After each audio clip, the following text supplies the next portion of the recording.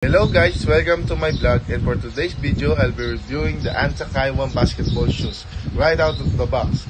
These shoes impress with their sleek design and vibrant color options. They look great on the court, so sit back and enjoy my vlog.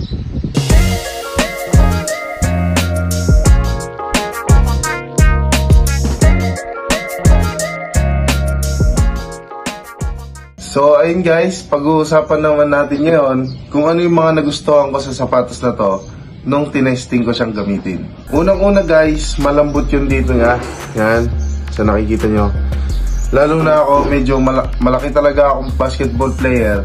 Kaya mas nagustuhan ko siya dahil na yung comfort nakukuha ko sa kanya, tsaka yung support ay nandun din dahil dito sa gold niya na to. Ito, lahat naman ng version ng Kyrie 1 na Anta, meron to.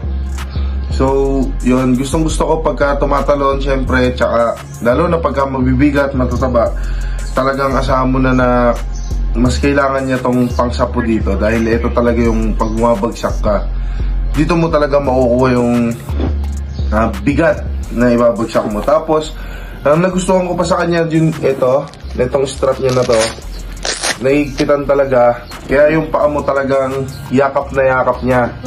So, sa ibang sapatos kasi, dito lang sila nagbe-base.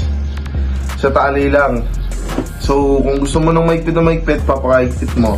So, ito parang double, double support or double lock, gano'n. Dahil meron siyang ganito.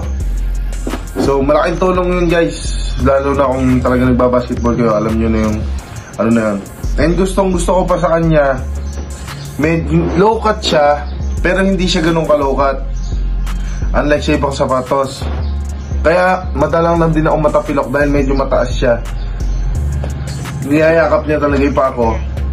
Actually, madami na akong naging tapilok na pagdaanan. Pero nang gusto ko dito, talagang lock-in talaga yung paa mo. Lalo na pagka saktong-sakto yung pagkakahigpit mo. Yun lang. Bola. So ayun, pagkatapos natin pag-usapan yung mga gusto ko sa kanya, syempre hindi naman mawawala yung mga ayaw ko sa kanya. Siguro meron akong 2 o 3 na ayaw na sa kanya. Bibigay ko na yung una, mabigat siya. So syempre pagka basketball player ka, gusto mo yung magaan na sapatos, gusto mo yung parang kahit anong gusto mong gawin na moves, magagawa mo. Pero dahil medyo mabigat siya, di naman limitado pero mas mahirap nga lang gawin. At syempre pagka mas mabigat yung sapatos, lalo na ako mabigat ako, mas nakakapagod yun. Yun lang naman medyo ako sa kanya kasi may bigat siya talaga dahil nga sa dami ng siguro technology sa loob ng sapatos na to. Pangalawa naman, medyo siya, nakailang laro na ako sa kanya. I think mga 5 or 6 games ko na siya nagamit. Pero medyo madulas pa rin siya.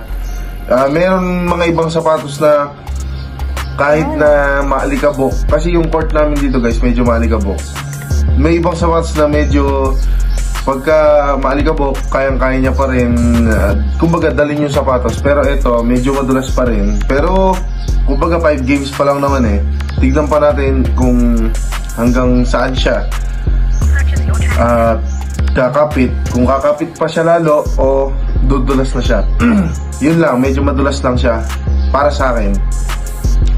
And for the last one, siguro ang hindi ko na nagustuhan sa kanya yung tali niya. Masyado siya nag-base dito sa strap, masyado siya nag-base, pero yung tali niya kahit paano mo ipakahigpit, hindi siya sumusobrang higpit, unlike sa ibang sapatos naman. Yun naman yung naging disadvantage niya. Kung kanina, mas maganda dahil double support siya, double lock. Ngayon, yung naman na napansin ko naman sa kanya yung tali niya talaga kahit paano mong ipakahigpit, hindi siya ganun kano. Yun lang naman guys yung mga napansin ko. Pero kung ako itatanungin nyo sa sapatos na to, kung worth it ba siyang bilhin, para sa akin, worth it na worth it. Dahil unang-una, ang price range na ng mga quality or mga top of the line na sapatos ngayon, mga 7,000, 6,000 to 10,000 or 15,000. Ganoon na kamahalin ngayon ng mga sapatos. Pero ito, kung SRP nyo siya mabibili, I think 7,000 lang siya. So kung i-compare mo sa Nike, lalo na ngayon yung mga Kobe's, mga 10,000 pataas, kaya niya makipagsabayan o kaya pa niya humigit. Siguro nasa gumagamit lang din or dahil siguro mabigat ako, pero para sa akin naman sulit na sulit pa rin. Malalaro mo pa rin yung gusto mong gawin laro at ang pinaka the best dito, hindi ka matatapilok. Kasi yung looks nandyan yan, yung lambot nandyan yan, pero yung the best dito hindi ka matatapilok. Dahil bilang basketball player, alam naman natin lahat kung gaano kasakit, gaano kahirap at ilang laro ang hindi mo malalaroan kapag ka natapilok ka. So yun guys, sana may natutunan kayo. Sana nagustuhan nyo itong sapatos na to. Para sa akin, solid. So yun lang guys. Thank you. When I tried them on, I found them to fit snugly and comfortably. The cushioning is just right, providing good support during long practice sessions. On the court, the Antakai one performs exceptionally well. The traction is excellent, allowing for quick pivots and cuts without any slipping. Additionally, the ankle support gives me confidence while playing.